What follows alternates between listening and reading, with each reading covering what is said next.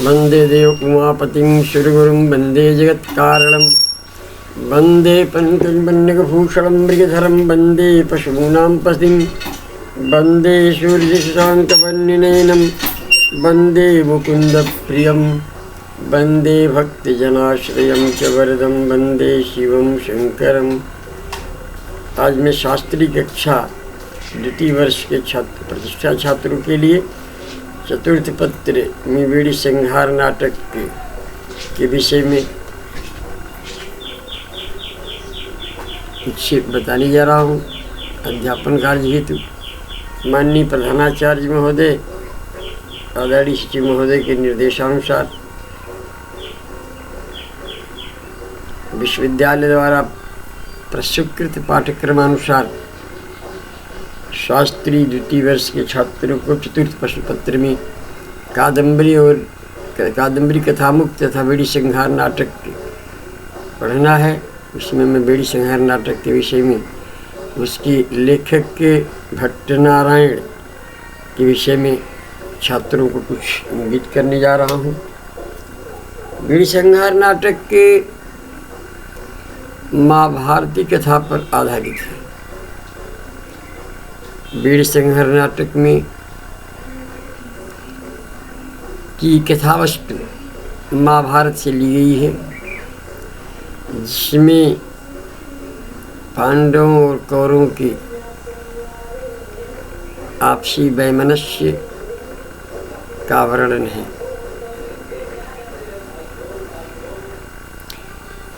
बीड़ी संहार नाटक के लेखक के भट्टनारायण के विषय में उनका जीवन वृत्त पहले जान लेना जरूरी है। वे संस्कृत, यद्यपि आप भारतीय आर्य संस्कृत कवियों की यह परंपरा रही है कि वे अपने विषय में बहुत कुछ नहीं बताते रहे हैं और कवि के जीवन वृत्त पर अंतःसाक्ष्य एवं बाह्य साक्ष्य दो प्रकार से प्रकाश डाला जाता है। अंतःसाक्ष्य क्या है, बाह्य साक्ष्य क्या है, ये परंपरा हमारे यहाँ की है। अंतःसाक्ष्य तात्पर्य कवि कृति में वर्णित आत्मवृत्ति से है। जो कवि अपनी कृतियों का वर्णन अपनी कृति में करता है वो अंतःसाक्ष्य है। और बाह्य साक्ष्य से तात्पर्य है जो उसके विषय में कुछ जत्र तत्र लिखी हुई वृत्तांत मिलते हैं। महाकवि भट्टनारायण ने अपनी एकमात्र रचना बीड़ी संहार नाटक में आत्मवृत्ति विषय के तदिदम कबीर मृगराज लक्ष्मण भट्टनारायण सकृतिम बीड़ी संहार नामक नाटकम लिखकर और सब मौन धारण कर लिया है। हाँ सुनो, हेलो, हाँ बोलो।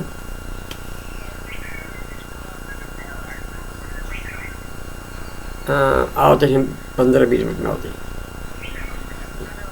ठीक है। आओ तो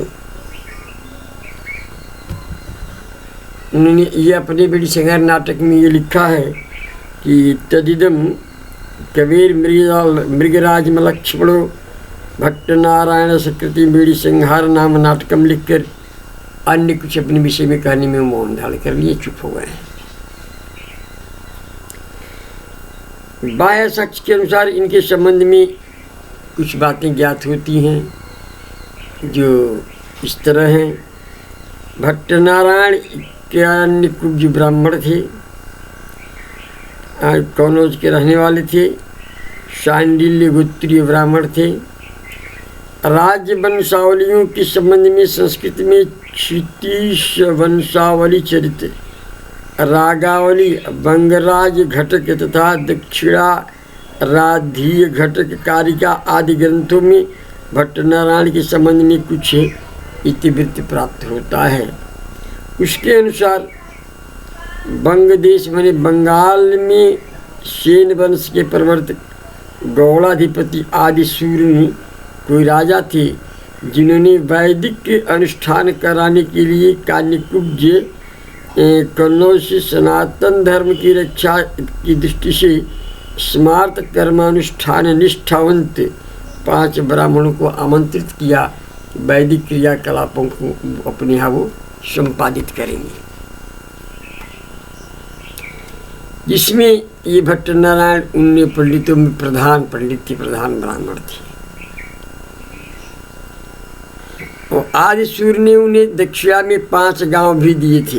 बंगाल में ही वो दक्षिणा में उनको 5 गांव दिए थे और तथा उन्हें अपना सभा पंडित बना लिया था। और धीरे धीरे संपत्ति बढ़ जाने पर आगे चलकर भट्ट नारायण स्वयं बंगाल की एक राजवंश के प्रवर्तक बन गए, स्वतः राजा बन गए। बाह्य साक्ष्यों से उनके विषय में प्रमाण मिलता है। बंगराज घटक के अनुसार आदि सूर्य ऐसा जग करना चाहता था, जो बंगाल का राजा था, जिससे भगवान प्रसन्न हो जाए। उसके राज्य से के पंडित ऐसा उपाय बताने में असमर्थ थे। अतः कान्यकुब्ज देश से उसने सनातन धर्म पुराण प्रख्यात वैदुष्य पंडित राज भट्ट नारायण को अन्य 4 पंडितों सहित बुलाया। तीसरी किंवदंती यह है कि एक बार बंगराज में अकाल पड़ गया था, बंगाल में, और तब ऐसा जग कराने के लिए बंगराज आदिसूर्य ने अन्य 4 ब्राह्मणों सहित पंडित राज भट्ट नारायण को भी बुलाया, जिससे देवराज इंद्र को प्रसन्न कर वर्षा कराई जा सके। और चतुर्थ कथानुसार आदिसूर्य ने बंगराज पर आपत्ति की घटाएं मंडराती देखकर आपत्ति निवारणार्थ 5 ब्राह्मणों को कन्नौज से बुलाया था, जिसमें पंडित भट्ट नारायण एक थे। 5वीं कथा के अनुसार कान्यकुब्ज को सनातन धर्म के उत्पीड़न से परित्याग कर भट्ट नारायण ने स्वयं बंग देश को अपना निवास स्थान चुन लिया था। स्वयं वो बंगाल चले गए थे। डॉक्टर राजेंद्र गडकर के मतानुसार संभवतः इन सब बौद्ध धर्म का प्रभाव होने के कारण वैदिक धर्मानुष्ठान ब्राह्मण धार्मिक उत्पीड़न से त्रस्त होकर के कान्यकुब्ज स्वदेश का परित्याग कर बंगाल देश में जा बसे थे। भट्ट नारायण भी उन्हीं ब्राह्मणों में से थे, क्योंकि उस समय बौद्ध धर्म का प्रचार प्रसार बहुत तेजी से बढ़ रहा था। क्षितीश वंशावली चरितम तथा बंगराज घटक आदि कतिपय ग्रंथों में भट्ट नारायण के विषय में जो वर्णन मिलता वह तथा बड़ी संहार के रचयिता भट्ट नारायण के विषय में कौन से व्यक्ति थे, यह सब एक जटिल प्रश्न है। कवि अपनी कृति में अपने आश्रयदाता के विषय में कुछ न कुछ अवश्य में इंगित करता है, परंतु प्रकृत कवि की एकमात्र रचना है बड़ी संहार में आदि सूर्य अथवा अन्य किसी भी राजा का वर्णन नहीं मिलता। इसलिए बड़ी सरलता से उसके विषय में कुछ कहना न्याय संगत नहीं हो। दूसरी बात यह है कि कोई भी व्यक्ति बड़ी सरलता से अपनी जन्मभूमि का त्याग नहीं करता है। जन्मभूमि के त्याग करने के विषय में कुछ न कुछ जो है सटीक कारण होना चाहिए। भट्ट नारायण बंगराज आदि सूर्य के आग्रह पर अथवा धार्मिक उत्पीड़न के से अपना जन्म स्थान पर त्याग कर बंगाल में जाकर बस गए हों, या उनकी रचना में अवश्य प्रकट होता, परंतु कवि ने न तो किसी राज्य परिषद की ओर से संकेत किया है, न धार्मिक उत्पीड़न की ओर ही संकेत किया है। अर्थात बेड़ी संहार नाटक उनकी प्रस्तावना के अनुसार सामान्य जनों में ही अभिनीत हुआ, ऐसा प्रतीत होता है। कवि के बेड़ी संहार की प्रस्तावना में कबीर मृगराज लक्ष्मण लिख देने से लोग भट्ट नारायण का क्षत्रिय जाति का होने का संदेह व्यक्त करते हैं, परंतु कवि मृगराजस्य कवि सिंहस्य लक्ष्मणस्य तथा विधस्य कवि सिंहोपाधिधारी अर्थ करने से यह धारणा निर्मूल सिद्ध हो जाती है। भट्ट शब्द से स्पष्ट रूप से कवि का जन्म भट्ट ब्राह्मण जाति में हुआ था, यह व्यक्त होता है। कवि ने अपने ब्राह्मणत्व की मर्यादा बेड़ी संहार में पूर्ण रूपेण सुरक्षित रखी है।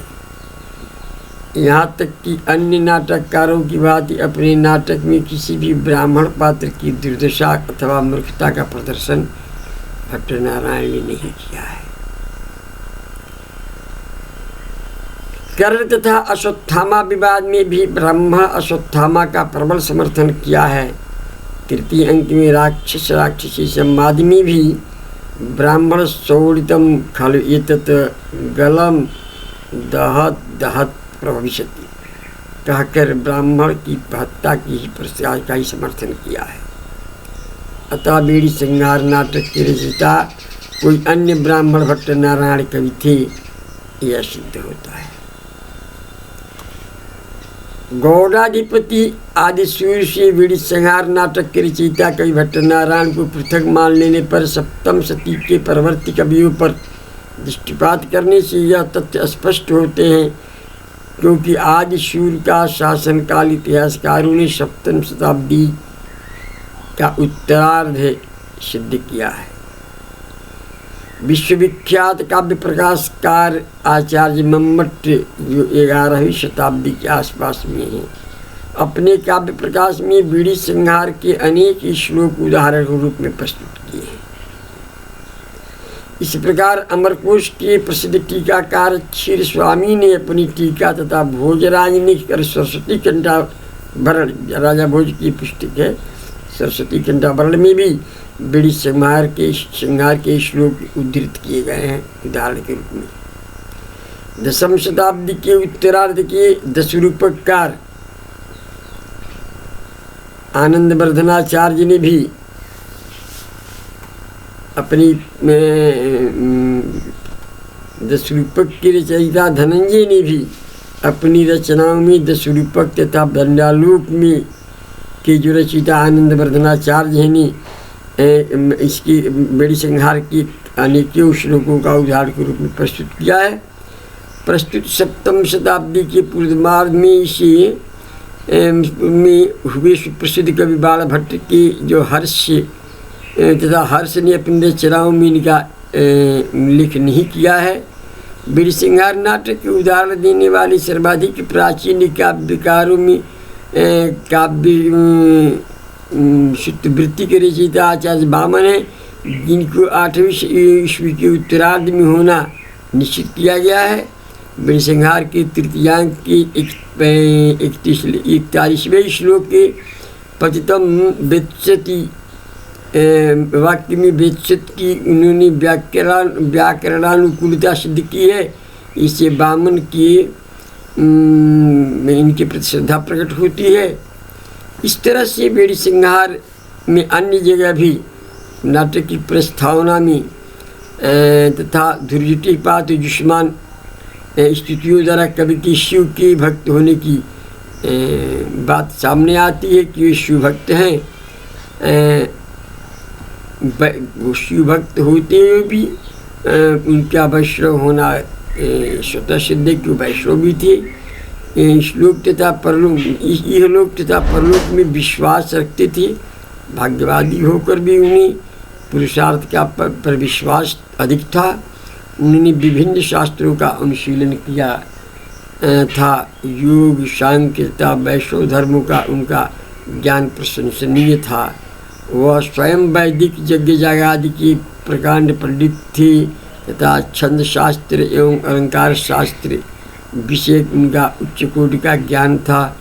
यद्यपि सुभाषित संग्रह में उनके नाम से अनेक श्लोक मिलते हैं, तथापि अद्यावधि उपलब्धि उनकी एक रचना मात्र बीड़ी संहार ही हमें प्राप्त होती है। अब एक बीड़ी संहार नाटक का नामकरण बीड़ी संहार ही क्यों पड़ा है, ये विषय ध्यातव्य है। बीड़ी संहार, बीड़ी मैंने होता है चोटी के पास। किसी भी नाटक का नामकरण उसकी घटित घटना को लेकर ही किया जाता है। जैसे अभिज्ञान शाकुंतलम है, अभिज्ञान माने पहचान होता है। अभिज्ञायति अनया अनीन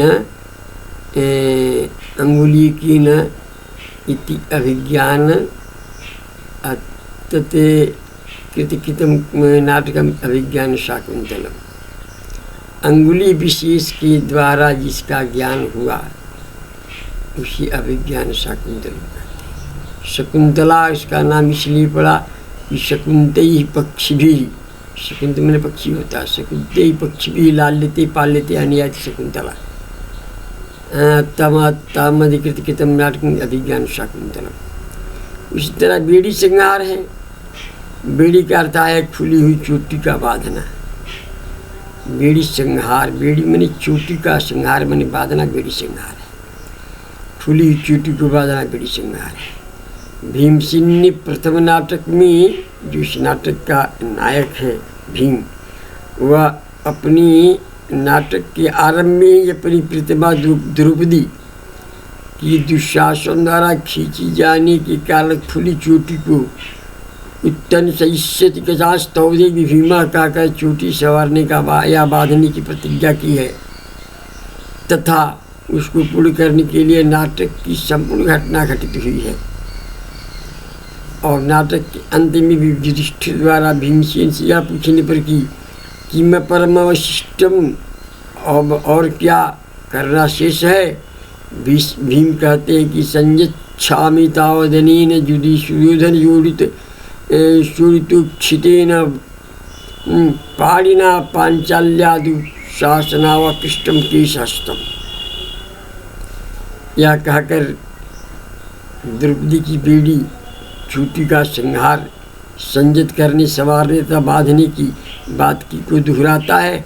अतः बेड़ी श्रृंगार नाम का अधिक प्राचीनता, इसी में सभी चिंता सिद्ध होती है। या ऐसे भी कर सकते हैं कि बेड़ी एवं संहारिका यस्य कुलस्य तद बेड़ी संहारम, अथवा बेड़ी एवं संहारिका यस्य कुलस्य, अथवा बेड़िया संहृता जह कुल है तद बेड़ी संहार नाटकम। और नाटक का नायक, किसी भी नाटक का नायक वही प्रधान पात्र होता है जो इस नाटक में प्रमुख भूमिका का निर्वहन करता है। यद्यपि इस नाटक में युधिष्ठिर, पांडव तथा पांचों पांडव तथा दुर्योधन प्रमुख कौरवों को पात्र बनाया गया है, तथापि नाटक की संपूर्ण घटना का श्रेय भीमसेन को ही जाता है।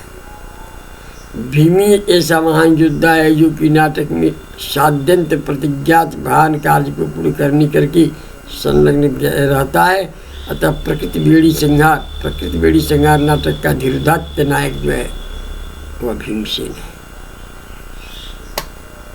और इस नाटक का जो प्रतिनायक सहायक जो नायक है, वह नाटक के नायक की प्रतिद्वंदिता करने वाला, उसी जैसा प्रतिस्पर्धा करने वाला पात्र प्रतिनायक कहलाता है। और प्रतिनायक सदैव नायक का अपकार करने में लगा रहता है। क्षण भर को भी कोई एक दूसरे को सहन नहीं कर सकता। और तथा अंत में प्रतिनायक का वध होता है, प्रतिनायक मारा जाता है और नायक द्वारा प्रतिनायक पराजित किया जाता है। प्रतिनायक में जहाँ एक कुर्सी सभी घटनाओं का उस पर प्रभाव पड़ता है, और इस तरह यह प्रतिनायक दुर्योधन नायक भीमसेन द्वारा नाटक के अंत में संहृत किया जाता है, मारा जाता है, जिसके रुधिर से और दुशासन के रुधिर से बेड़ी द्रौपदी की बेड़ी का संहार, बेड़ी में चोटी का संहार किया जाता है। इस तरह बेड़ी संहार नाटक की कथावस्तु पूर्ण होती है। नायिका इस नाटक की द्रौपदी है, क्योंकि द्रौपदी के ही केश को दुशासन ने खींचकर उसको खसीटते हुए सभा मंच पर लाया था। इसलिए उसने संकल्प कर लिया था कि दुशासन के रुधिर से इसके बेड़ी को संहार करेंगे। और दुर्योधन ने कहा था कि इससे इस जंघा पर लाकर बैठाओ, इसलिए दुशासन के को हाथ को तोड़ देता है भीम, और उसके वक्षस्थल का रुधिर लेकर के और भीमसेन के जंघे का रुधिर लेकर के और उसकी केश का संयमन करता है। और इस तरह इसकी नाटक की नायिका जो है निर्वाण वैरदहना इत्यादि जो है भ्रविदिगजन्य गदा विघात तथा मतनाम कौरव शतम इत्यादि के अंत तक जो जिस प्रकार का वर्णन है किसी एक का होना अनिवार्य है। एक ही भविदंगी श्रृंगारु बाद में प्रधान रस जिसका जो होता है कि इस नाटक का नायिका तो द्रौपदी ही है, नाटक का जो रस है नाट्यशास्त्र कहता है कि एक ही भवेदंगी श्रृंगारो गिरी हुआ। साहित्य दर्पण में कहता है कि कोई नाटक का रस प्रधान होता है, चाहे श्रृंगार रस हो चाहे वीर रस हो। तो प्रस्तुति रास नाटक का जो रस है वो वीर रस प्रधान नाटक है, जिसका ओज प्रमुख गुण है और गौड़ी इसकी रीति है ना। ओज गुण और गौड़ी रीति है, वीर रस है। नाटक कथा सूत्र जो है भट्ट नारायण ने अपनी कथक नाटक का आधार महाभारत से लिया है और सभी प्रधान पात्र महाभारत के पात्र हैं। इस प्रकार नाटक नकार ने अपने नाटक के 6 अंगों को पूर्व भाग में महाभारत की कथांश को सफलता से अवशिष्ट किया है और ये एक नाटक अपने आप में संपूर्ण है।